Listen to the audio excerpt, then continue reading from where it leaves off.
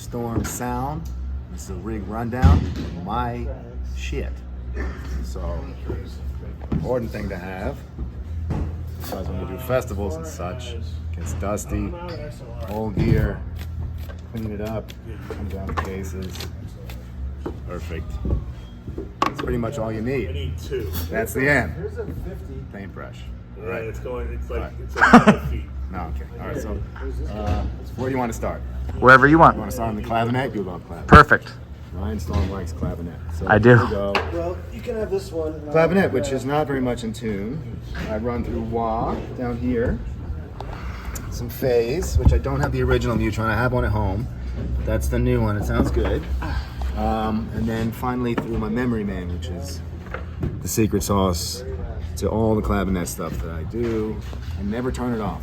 It's always on. And the way that I adjust whether there's delay or not is just by having the level of the delay. So this is clean. And then you just raise up the delay. There it is. And you can do stuff, you know, you can do all these swells.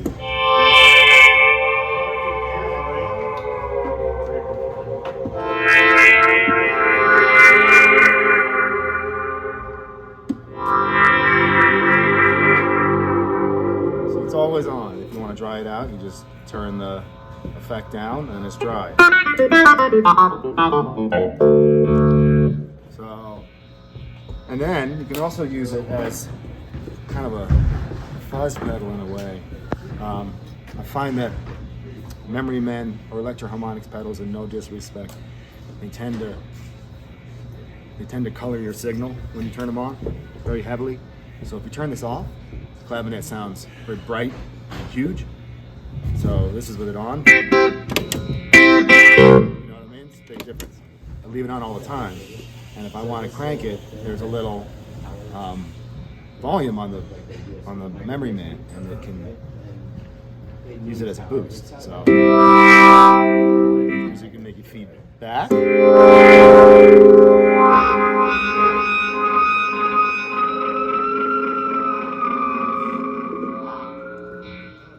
Stuff. So it's the great thing about a clav is that you can make it feedback. All the fake ones can't because they don't have strings. So it's a very expressive instrument. I try and keep it pretty much a similar distance between the amp for that reason. So I kind of am comfortable where I know I can get it to start feeding back. Sometimes I played shows where the amp is right up against it and it just starts feeding back anyway. So, clavinet, wonderful. I love it.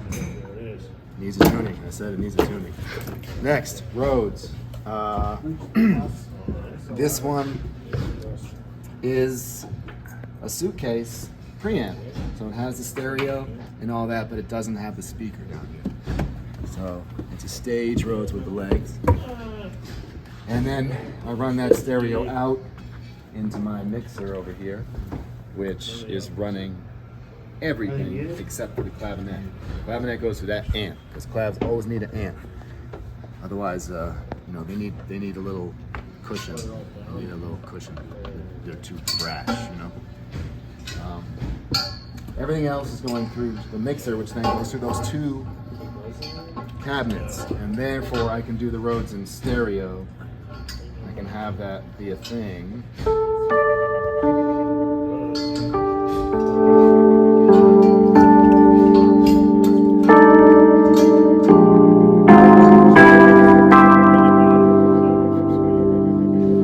It's acting up a little bit today. It's fuzzy. I don't know why. I have the chorus on it, usually just to give it a little motion.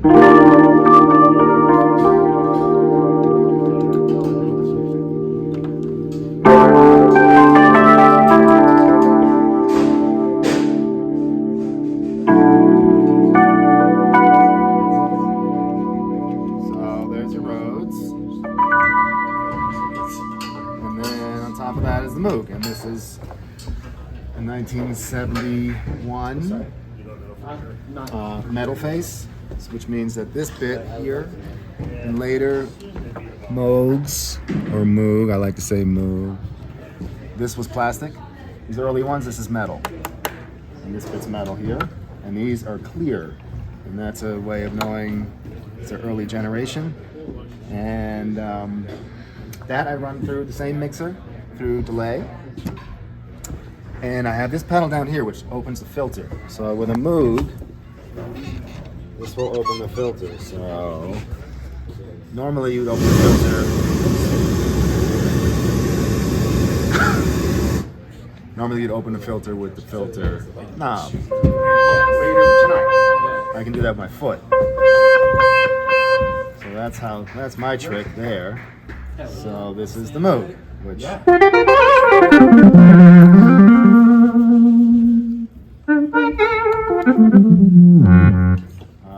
which speaks for itself. This is a Crumar Orchestrator, which I use for strings.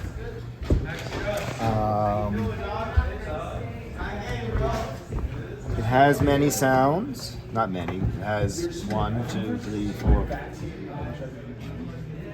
has 5 sounds. I use it for the violin sounds, which I love. It reminds me of the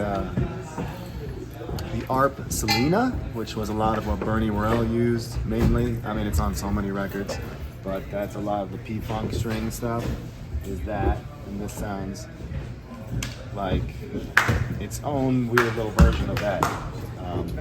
So I love it.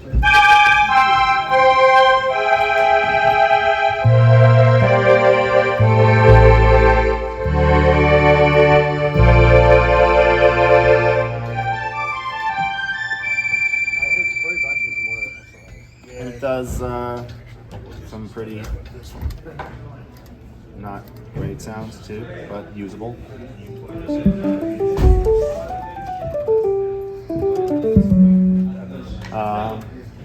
Not very exciting, but the strings are exciting.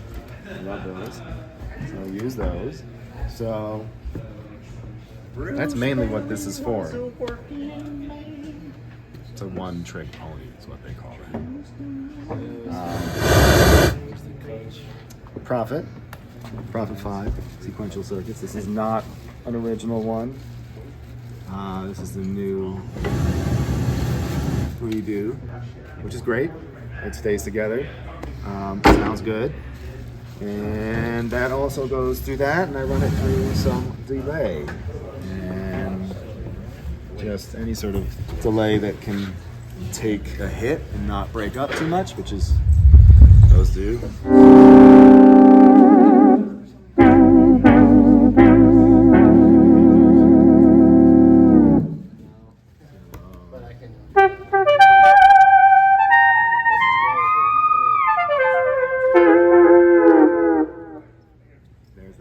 That's the whole keyboard rig so far.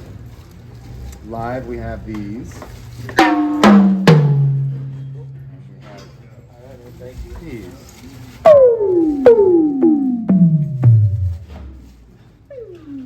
They speak for themselves.